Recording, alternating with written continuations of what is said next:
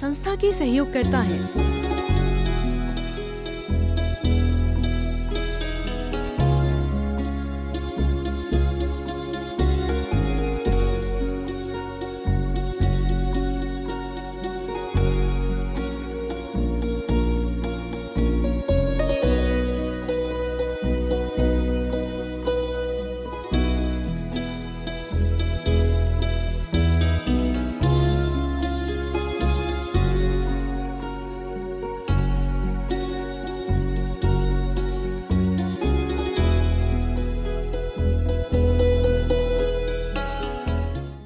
हमारी मालाएं झूठी हैं, हमारे मकान झूठे हैं, हमारी पूजा तपस्याएं सब झूठी हैं, क्योंकि वहाँ भी मांग है और किसी की नहीं, भोगों की मांग है।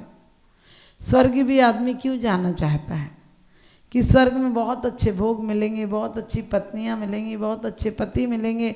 मैंने कहा यहाँ की क्या दिक्कत है? यहाँ कुछ साल भोग छोड़कर वहाँ सागरों पर्यंत भोग चाह रहे हो। अरे भोग तो अपने आप मिलेंगे, वरना भोगों के लिए, संसार की पदार्थों के लिए स्टोप देश में आचार्य कहते हैं कि ये दुर्जय हैं, ये दुर्जय हैं, और कहते हैं कि आपको सुख देने वाले नहीं, नश्वर हैं, और आपको जीवन में भटकाने वाले हैं। और स्वस्थ मन वाला व्यक्ति क्या बुखार हो जाए तो चाहेगा घी पीना? अरे घी पी लेगा तो मर जाएगा। सच्चा व्यक्ति तो वो है, जिस प्रकार से स्टोपदेश में आचार्य कहते हैं कि ये भोग सांसारिक पदार्थ कैसे हैं, दुर्जय हैं, मुश्किल से अर्जित होते हैं, उसके बाद क्षण भंगुर हैं और आकुलता देते हैं। जब लाते हैं तब भी आकुलता देते हैं, और जब जाते हैं तब वियोग की आकुलता देते हैं। ये क्षण मात्र भी इनमें सुख नहीं है, क्योंकि आपने देखा होगा जब आदमी आता है तो बिल्कुल दिगंबर की तरह आता है, लेकिन यहाँ जीवन भर दौड़ता है। पत्नी कहती है, माँ कहती है, सब कहती दौड़ो, कुछ हो जाओ। जन्म से माँ कहती है स्कूल में आगे दौड़ो, इस आगे पहुँच जाओ। फिर पत्नी कहती है कि जीवन में आगे हो जाओ, कुछ बड़ा मकान बनाओ, बड़ी कोठी बनाओ, बच्चों को बहुत अच्छे स्कूल में पढ़ाओ, और फिर पेंशन मिल जाए तो फिर लोग कहते हैं और कोई साइड का जॉब छोड़ लो, कुछ तो करो। और दौड़ते दौड़ते दौड़ते मर जाता है एक दिन आदमी, लेकिन कहीं नहीं पहुंचता है, क्योंकि आखिरी दिन मुंह ढांक कर लोग उसे ले जाते हैं। लेकिन जिसने अपने आप को सब पदार्थों से भिन्न मांगना, वो जीवन में रहकर भी सहनशाहों की तरह जीता है। वो जीवन में पर पदार्थों को अपनाता नहीं, वो आकिंचन गुण को जानता है। परिग्रह चिंता दुखी मानव फास तनक सिंचन में साले, चाहे लंगोटी के दुख भाले, भाले न समता सुख कवि निर, बिना मुनि मुद्रा धरे। कहते हैं बिना मुनि मुद्रा, लेकिन मुद्रा संत होना बहुत आसान है, लेकिन संतत्व का आना, अंदर से साधु हो जाना बहुत कठिन है। एक फकीर राजा के दरबार में आया, और राजा और फकीर बचपन के मित्र थे। फकीर ने सोचा था कि राजा आएगा तो कुछ बैराग की बातें करेगा, लेकिन राजा आया तो उसने कहा मेरा इतना वैभव है, मैंने इतनी बड़ी पाली सत्ता, ये कर लिया वो कर लिया, बहुत कहता रहा। फकीर चुपचाप सुनता रहा। फिर राजा के मन में आया कि मेरा महल कैसे देखेगा, इसे दिखाऊं तो सही मैंने कितना बड़ा, कितना सुंदर महल बनाया है। और उसने फकीर से कहा कि आप हमारे यहाँ चलिए, थोड़े दिन रहिए। फकीर ने कहा जैसा कहो वैसा कर लेंगे। और वो तो चल चुका। अब राजा को लगा कि कैसा फकीर है, अरे इसे फकीर होने के बाद कहना चाहिए कि हमें महलों में क्या लेना देना, मैंने एक बार कहा और ये तैयार हो गया।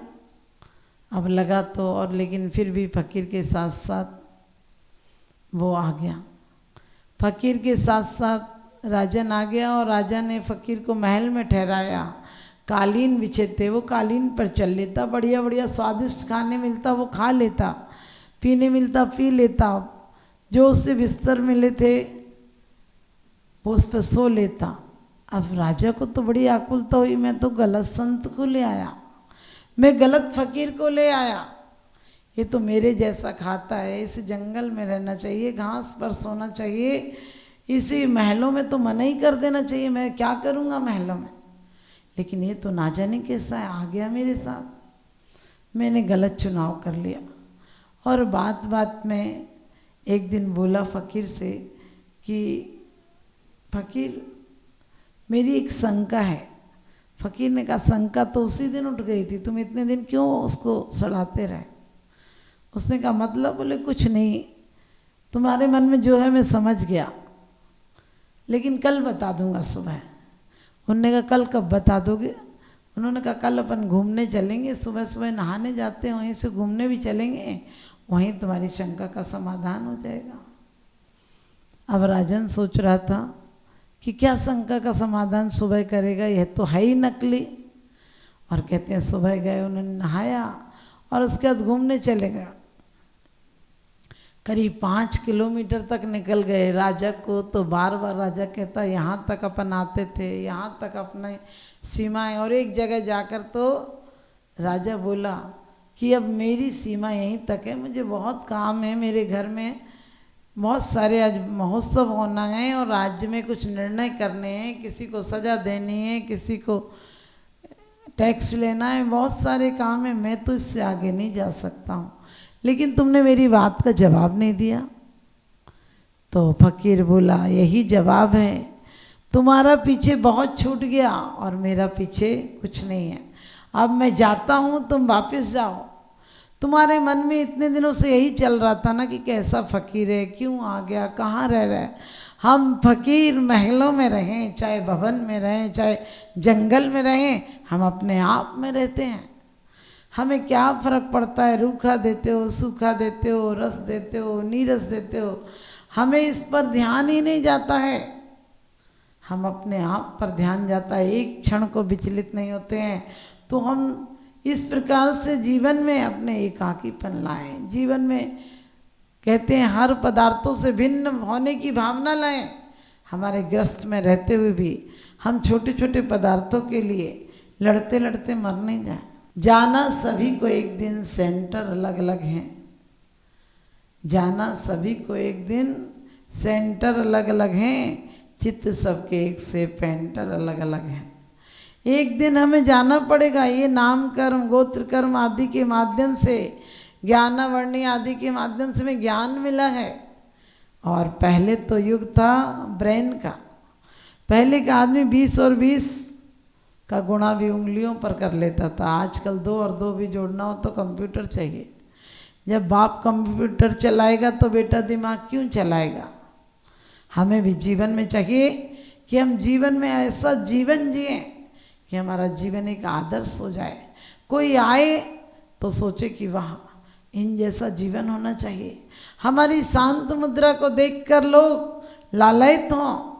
महावीर भगवान ने इतने दिनों के 12 वर्ष में से 11 वर्ष करीब उपवास किए, लेकिन सोचो उनने हम और आपकी तरह उपवास नहीं किए, गिन गिन के उपवास नहीं किए। सही भक्ति और सही प्रभु आराधना तो ये है जिसमें खाने का ख्याल ही नहीं आए, जिसमें कोई पदार्थ दिखे लेकिन हमारे अंदर नहीं जाए।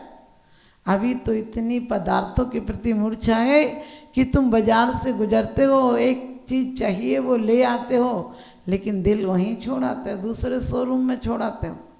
क्योंकि पदार्थों के साथ इतना एकाकीपन तुमने बना लिया है कि कभी लगता ही नहीं तुम पदार्थ से अलग हो, तुम पुद्गल से अलग हो। अभी तुम्हारे नाम लेकर आए थे क्या, यहीं मिले थे, किसी चाची ताई बुआ कोई गुरु ने नाम रख दिए थे, और उस नाम से इतना तुम्हारा एकाकीपन हो गया, इतना अपनत्व हो गया, तुम उस नाम को अपना समझने लगे। कहीं पत्थर पर नाम लिखा हो तो सोच लेते हो कि मेरा नाम है। एक जगह एक मंदिर बन रहा था, मैंने पूछा कि कौन से भगवान का मंदिर बन रहा है। मिस्त्री ने कहा पीछे देख लो कौन से भगवान का बन रहा है। मैं पीछे गई तो भगवान के नाम छोटे अक्षरों में लिखे थे, दातारों के नाम बड़े अक्षरों में लिखे थे। आप समझ गए। मंदिरों पर भी पल्लीवाल मंदिर, पोरवाल मंदिर, अग्रवाल मंदिर। मैंने कहा जिनेंद्र भगवान का मंदिर है, मंदिरों में भी क्यों लड़ते हो। परमात्मा को भी भेदभाव में एकत्रित कर लेते हो, कैद कर लेते हो। परमात्मा को भी अपनी भेदभाव की दीवालों में कैद कर लेते हो।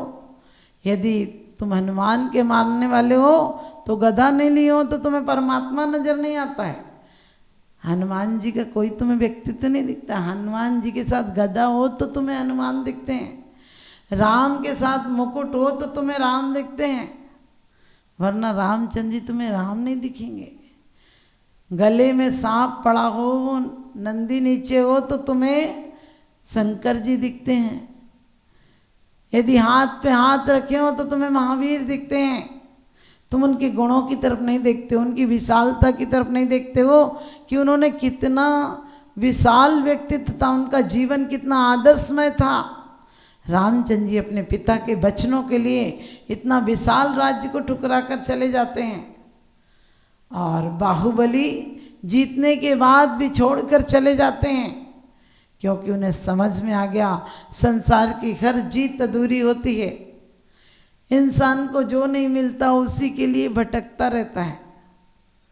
क्योंकि हिटलर, नेपोलियन छोटा था, उसने अपने सैनिक तक ऊंचे नहीं रखे थे, क्योंकि कोई उसे ईर्ष्या होती थी।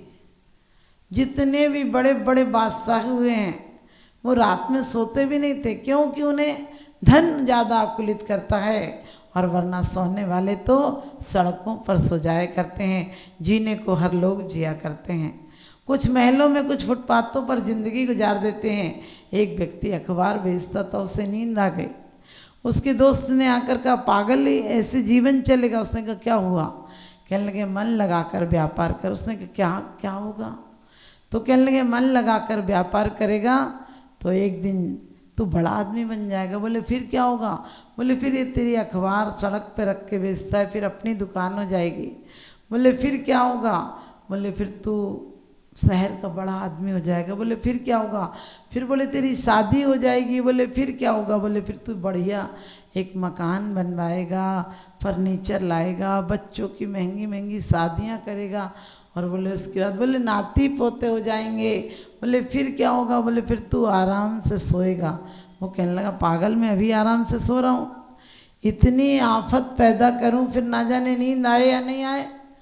आपका भी यही हाल है, तुमने सामान ज़्यादा जुटा लिया है, शांति नहीं है तुम्हारे अंदर, और शांति नहीं हो तो सब सामान बेकार हैं।